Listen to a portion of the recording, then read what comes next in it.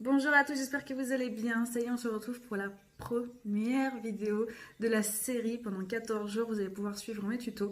Je suis vraiment super contente que ça vous plaise. J'ai eu beaucoup de beaux retours et ça me fait vraiment chaud au cœur. Donc cette première vidéo est consacrée à la réalisation d'un renne ou d'un cerf. Je ne sais jamais faire la différence, c'est vous qui voyez, vous faites comme vous voulez. Donc voilà, j'espère vraiment que ça va vous plaire. Comme je vous disais dans la première vidéo de présentation, n'hésitez pas à m'envoyer des photos des rendus, à partager, ou même à me poser des questions s'il y a quelque chose que vous ne comprenez pas. Je suis là pour vraiment vous aider. Et voilà, je croise vraiment les doigts pour que ça vous plaise. On commence la série en beauté avec une des capsules que je préfère dans cette série. Et il y en aura d'autres, mais de toute façon, ce sera à vous de regarder au fur et à mesure. Donc voilà, je vous fais plein de gros bisous et je vous laisse avec la vidéo.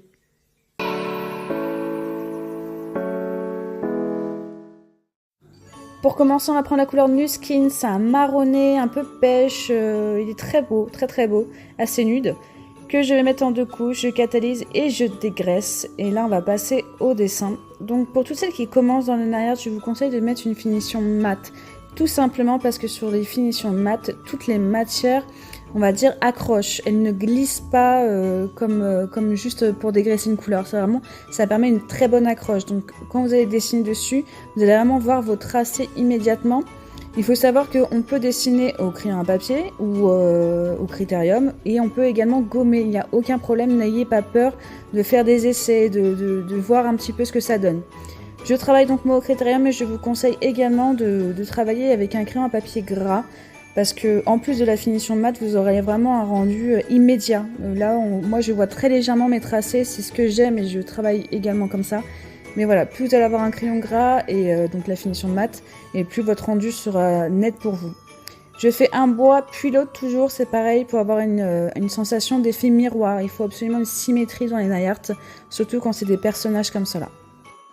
Pour ce nail art, je vous conseille de commencer par la truffe et faire comme moi, c'est-à-dire tout le pourtour bas de la tête et enfin finir par les bois pour avoir une symétrie vraiment parfaite. Ça, je l'apprends plus en formation, mais au moins vous avez les bases.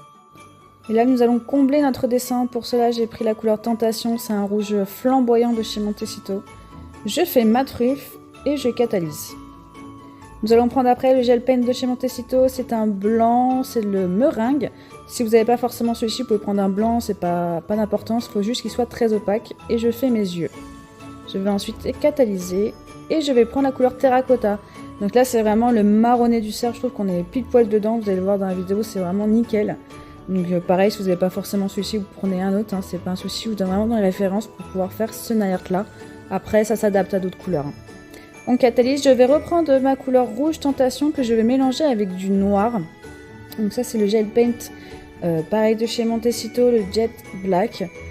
Et en fait, vous allez voir, je vais juste donner un effet de relief à notre truffe. Donc là, j'ai trouvé qu'il n'y en avait pas assez, donc j'ai refoncé un petit peu la couleur de base.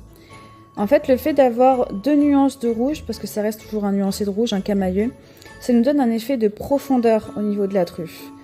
Donc pour cela, je l'applique au bout du nez, j'applique mon mélange de rouge et de noir au bout du nez, et je vais reprendre la couleur initiale que je vais remettre en haut du nez.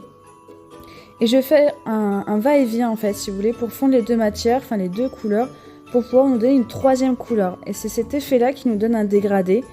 Et qui va vraiment donner de la profondeur. Vous allez le voir tout de suite, vous voyez, le rendu est beaucoup moins plat, on va dire. Ça donne vraiment un effet qualité, quoi.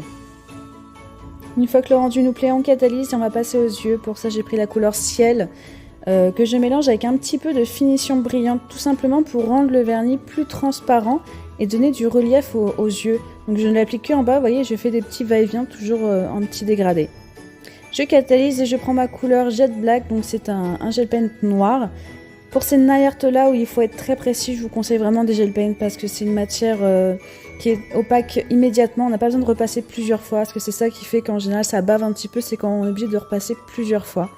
Je vais faire mes bois et je vais faire tout le pourtour. Vous voyez les oreilles, je vais faire le contour des yeux, le contour de la truffe. Tout simplement pour donner du relief. C'est ce qui compte dans ces nail art là, vraiment, c'est le maître mot, c'est les reliefs. Je fais mes petits sourcils un petit peu étonnés, et puis je vais faire l'intérieur de mes yeux.